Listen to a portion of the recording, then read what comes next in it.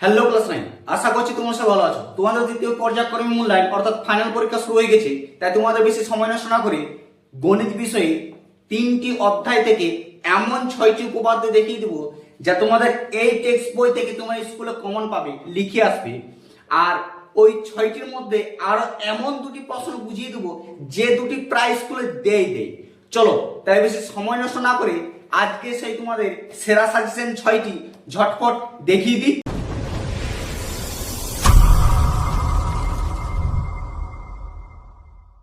চ্যানেলটিতে নতুন হলে সাবস্ক্রাইব করে দিও, আর সাজেশনগুলি ভালো লাগলে বন্ধুদেরকে শেয়ার করে জানিয়ে দাও।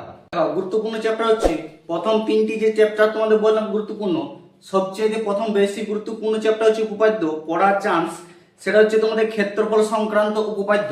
এই চ্যাপ্টারটি তোমাদের পেয়ে যাবে টেক্সট বইয়ে 178 পেজে 23 উপপাদ্যটা ভালো করে প্র্যাকটিস করে যাও, কমন পাবে। ঠিক আছে, আর হচ্ছে তোমাদের 182 পেজের 24 উপপাদ্যটা এই চ্যাপ্টার থেকে, এই অধ্যায় থেকে তোমাদের দুটা দিলাম, দুটার মধ্যে আশা করছি কমন পেয়ে যাবে।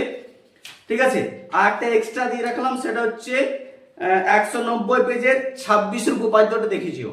ঠিক আছে, এবার তোমাদের নেক্সট যে চ্যাপ্টার তোমরা টেক্সট বইয়ে পেয়ে যাবে, সেটা হচ্ছে সমবিন্দু সংক্রান্ত উপপাদ্য থেকে। সমবিন্দু সংক্রান্ত উপপাদ্যটা এটা সবচেয়ে মোস্ট বেশি গুরুত্বপূর্ণ, এই অধ্যায় থেকে প্রাইস করে তোমাদের দেয়।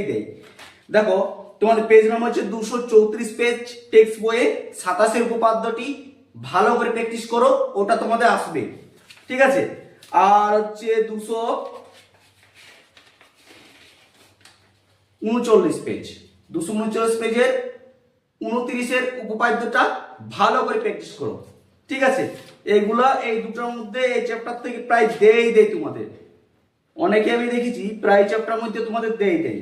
আর 3 নাম্বার এবং লাস্ট তোমাদের চ্যাপ্টার গুরুত্বপূর্ণ হচ্ছে যেটা হচ্ছে ভেদ সমবিন্দু বা সংক্রান্ত উপপাদ্য।